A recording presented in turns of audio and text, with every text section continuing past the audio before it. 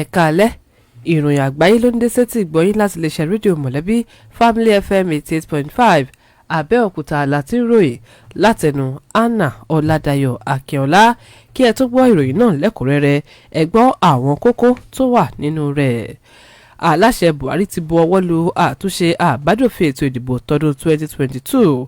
Ìjọba àpapọ̀ ilẹ̀ wa ni yóò dòwò pọ̀ pẹ̀lú àwọn aláṣẹ epo bẹntiró àti afẹ́fẹ́ gáàsì nílẹ̀ adúláwọ̀.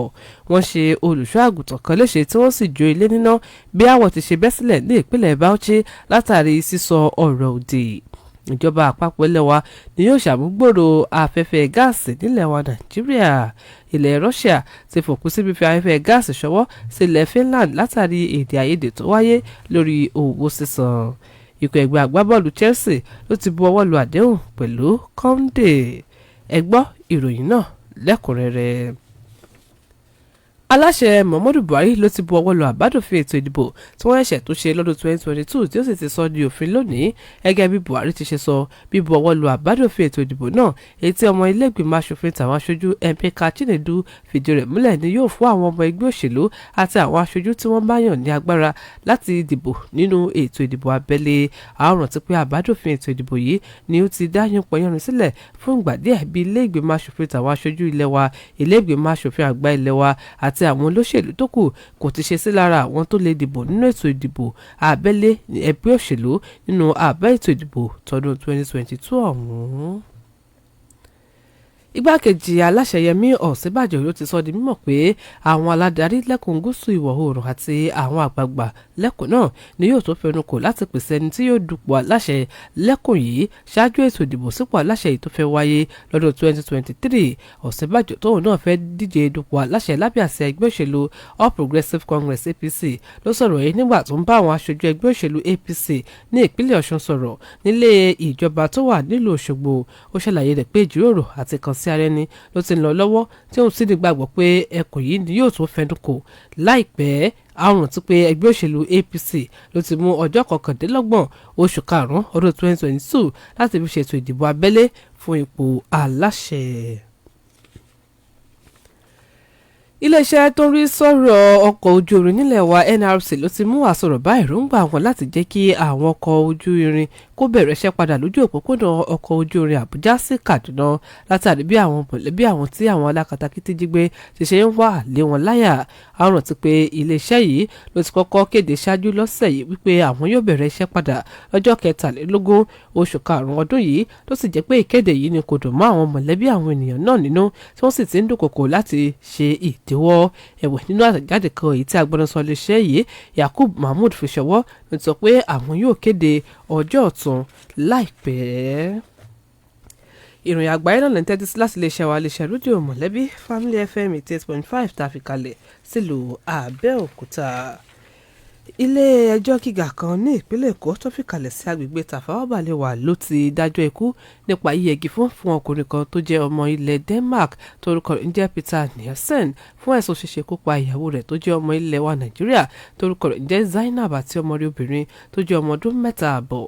Adájọ́ ẹjọ́ yìí onídàájọ́ Bọ́láńlé Òkìkíolú Ìkìlẹ̀ tó rí pé àfúrásì yìí jẹ̀bi ẹ̀sùn olóǹkà méjì tí ìpànìyàn ló ti wá pàkíyèsí rẹ̀ pé ìyàwó náà ni ó ṣekú pa nígbà tí ó di imú àti ẹnu rẹ̀ pa.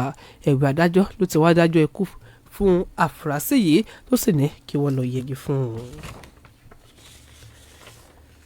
Àjọ tó ń gbógun ti ìwà àjẹbánu àti àwọn ìwà ìbàjẹ́ mìíràn nílẹ̀ wa Nàìjíríà ICPC ló ti gba ìdájọ́ ẹ̀wọ̀n ọdún 7 fún òṣìṣẹ́ ìjọba kan lọ́fíìsì olórí àwọn òṣìṣẹ́ ìjọba lórílẹ̀‐èdè yìí torúkọ rẹ̀ jẹ́ Monday Gideon látàrí bí ó ti ṣe lọ́wọ́ sí wíwu ìwà jìbìtì nípa ìbániwáṣẹ́ gẹ́gẹ́ bó ti ṣe wà nínú ìwé tí wọ́n fi pẹjọ́ takò níwájú ilé-ẹjọ́ gíga tó wà ní Gwagwalada ni wọ́n ti sọ pé ó béèrè fún owó tó tó 250 náírà tí ó sì padà gba 162 náírà lọ́wọ́ ẹnìkan tí ó ń wáṣẹ́ pẹ̀lú ìlérí pé òun yóò bá wá iṣẹ́ ìjọba. Ẹ̀wẹ̀ agbẹjọ́rò àjọ ICPC Michael Adesola ló ti sọ di mímọ̀ pé ẹni tó san owó yìí ló lọ́ọ́ fẹjọ́ sùn lọ́dọ̀ àjọ yìí lẹ́yìn ìgbà tí ẹni tó fi wọ́n fẹ̀sùn kàn náà ti kùnà láti fún un níṣẹ́ tí kò sì dá owó tó gbà lọ́wọ́ rẹ̀ padà. ṣáájú ìpàdé àpérò àpapọ̀ ti ẹgbẹ́ òṣèlú People's Democratic Party PDP èyí tí ó fẹ́ wáyé láàrin ọjọ́ kejìdínlọ́gbọ̀n àti ọjọ́ kọkàndínlọ́gbọ̀n oṣù karùn-ún ọdún 2022 yìí láti fi yan ẹni tí yóò díje dupò aláṣẹ lábẹ́ àsíá ẹgbẹ́ òṣèlú náà lọ́dún 2023 ní ẹgbẹ́ òṣèlú yìí ti sọ pé àwọn tó lẹ́tọ̀ọ́ láti dìbò ni àwọn aṣojú mẹ́ta tí wọ́n bá ti yàn ní wọ́ọ̀dù ìdìbò àti aṣojú àpapọ̀ kan pẹ̀lú àwọn aṣojú kan láti ìjọba ìbílẹ̀ kọ̀ọ̀kan. Akọ̀wé ètò àpapọ̀ nínú ẹgbẹ́ òṣèlú yìí Umar Aturo ló sọ̀rọ̀ ìdí mímọ̀ fáwọn oníròyìn. Ó ṣàlàyé rẹ̀ pé ìdàgbàsókè yìí ló wáyé látàrí bí ẹgbẹ́ òṣèlú APC ti ṣe sọ pé àwọn aṣojú tó lẹ́tọ̀ọ́ láti dìbò làwọn tí wọ́n dìbò yàn fún ètò yìí. Ẹ̀wẹ̀ ó ti wá pàkíyèsí gbogbo àwọn adíje àwọn tọ́rọ̀ kàn àti àwọn aládarí pẹ̀lú àwọn ọmọ ẹgbẹ́ òṣèlú sí ọ̀rọ̀ náà láti lè wà lójúfò ìgbésẹ̀ ọ̀hún. Àjọ tó ń ṣàkóso epo bẹntiró nílẹ̀ wa ló ti sọ pé àwọn yóò dòwò pọ̀ pẹ̀lú àjọ tó ń ṣàkóso epo bẹntiró nílẹ̀ adúláwọ̀. Ọ̀gá àgbà àjọ yìí Farouk Ahmed ló sọ̀rọ̀ ìdí mímọ̀ fáwọn oníròyìn nílùú Àbújá. Ó ṣàlàyé rẹ̀ pé iṣẹ́ náà ló nílò ìfọwọ́sowọ́pọ̀ láti lè rí dájú pé wọ́n ṣàfilọ́lẹ̀ àwọn ìlànà tó ṣe kókó.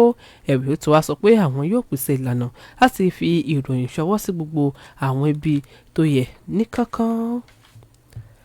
Aáwọ̀ ni wọ́n sọ pé ó ti bẹ́ jáde ní agbègbè Katanga níjọba ìbílẹ̀ Wàjí ní ìpínlẹ̀ Bauchi bí àwọn ọ̀dọ́ ìrátè ti ṣe lọ dáná sun ilé olùṣọ́ àgùntàn kan látàrí ìsọ̀rọ̀ òdì sí gẹ́gẹ́ bí wọ́n ti ṣe jábọ̀ rẹ̀.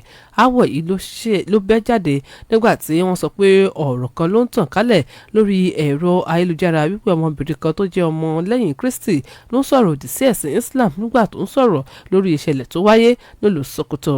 Ẹ̀wẹ̀ alukoro iléeṣẹ́ ọlọ́pàá ìpínlẹ̀ náà Ahmed Wakili ló sọ pé wọ́n ti ń ṣe ìwádìí ìṣẹ̀lẹ̀ ọ̀hún. Ìròyìn àgbáyé náà lẹ́ ń tẹ́tí sí láti iléeṣẹ́ rédíò mọ̀lẹ́bí Family FM 88.5 tàfikàlẹ̀ sílùú Àbẹ́òkúta. Lábala ìròyìn okòòwò alákòóso fún iléeṣẹ́ tó ń sọ̀rọ̀ epo bẹntiró nílẹ̀ wa Timi Silva ló ti sọ pé ìjọba àpapọ̀ ilẹ̀ wa ni ó ti ń gbé ìgbésẹ̀ láti ṣe àmúgbòòrò ìpèsè afẹ́fẹ́ gáàsì nílẹ̀ wa Nàìjíríà. Alákòóso náà tó sọ̀rọ̀ yìí níbi ìpàdé ọlọ́dọọdún tí àwọn onímọ̀ ẹ̀rọ nípa epo bẹntiró máa ń ṣe ní ó ti pàkíyèsí rẹ̀ pé ìjọba ló ṣakitiyan láti mú èrò yìí ṣẹ láti lè jẹ́ kí ìpèsè afẹ́fẹ́ gáàsì kó túbọ̀ jágere sí i nílẹ̀ wa Nàìjíríà. Ó túbọ̀ pàkíyèsí rẹ̀ pé ìdókòwò tó tó bílíọ̀nù $15 lọ́dọọdún ló lè mú kí iná mọ̀nàmọ́ná kó dé ọ̀dọ̀ àwọn ọmọ ilẹ̀ adúláwọ̀ mílíọ̀nù 3,791 tí ìyà iná mọ̀nàmọ́ná ń jẹ. Lórí ìròyìn ilẹ̀ òkèrè ilẹ̀ Russia ló ti fòpin sí ìpèsè afẹ́fẹ́ gáàsì sí ilẹ̀ Finland lónìí tó sì ti bí ilẹ̀ Moscow nínú nípa kíkọ ìwé láti darapọ̀ mọ́ àjọ NATO lẹ́yìn ìgbà tí wọ́n ti kọ̀ láti san rubles gẹ́gẹ́ bó ti ṣe wà nínú àbọ̀ ìròyìn. Ìgbésẹ̀ yìí ló ń wáyé nígbà kan náà tí ilẹ̀ Finland ń bèrè láti darapọ̀ mọ́ àjọ NATO. Àwọn rántí pé wọ́n ti bẹ̀rẹ̀ pé kí àwọn orílẹ̀-èdè ilẹ̀ Europe kó san owó fún afẹ́fẹ́ gáàsì ní rubles látàrí bí ilẹ̀ Russia ti ṣe ṣèkọlù sí ilẹ̀ Ukraine lọ́jọ́ 16 oṣù kejì àmọ́ tí ilẹ̀ Finland sì kọ̀ jálẹ̀. Lẹ́ka ìròyìn eré ìdárayá ikọ̀ ẹgbẹ́ agbábọ́ọ̀lù Chelsea ló ti bọ̀wọ́ lu ìwé àdéhùn pẹ̀lú ọmọ adẹ̀yìnmú fún ikọ̀ Sevilla Jules Koundé lẹ́yìn tí wọ́n dìjọ bọ̀wọ́ lu àdéhùn tán. Àwọn rántí pé ikọ̀ ẹgbẹ́ agbábọ́ọ̀lù Chelsea ni ó ti ń fojú sun Koundé fún ọjọ́ pípẹ́ lẹ́yìn ìgbà tí wọ́n kùnà láti bọ̀wọ́ lu àdéhùn pẹ̀lú rẹ̀ lọ́dún tó lọ àmọ́ ó ti ṣetán báyìí láti ra ọmọ agbábọ́ọ̀lù náà.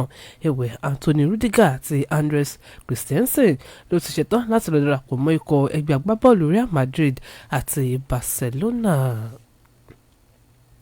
Ẹ̀yin ará kì í dùn púpọ̀ ṣókí náà lọ́bi oge èyí lópin ìròyìn àgbáyé fún ti alẹ́ òní tó ti dé sí etí ìgbọ̀nyín láti lè ṣàwálẹ̀ṣẹ̀ rédíò mọ̀lẹ́bí Family FM 88.5 tàfikàlẹ̀ sílùú Àbẹ́òkúta.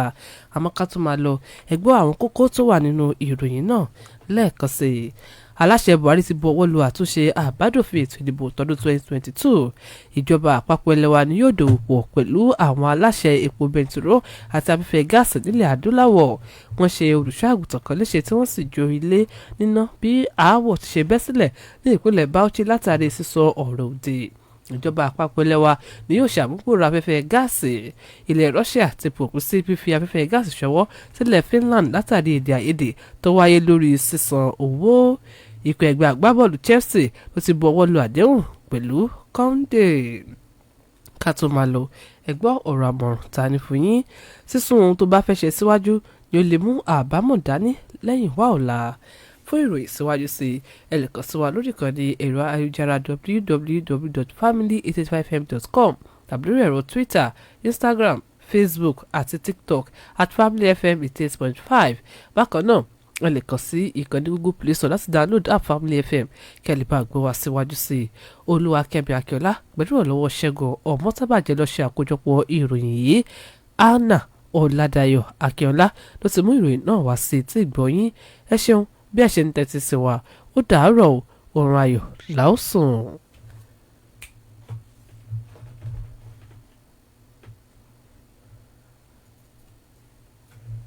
Family FM ló ní kẹwàá o, àgbẹ̀ kúrò ó gbọ́ bó ṣe ń dún.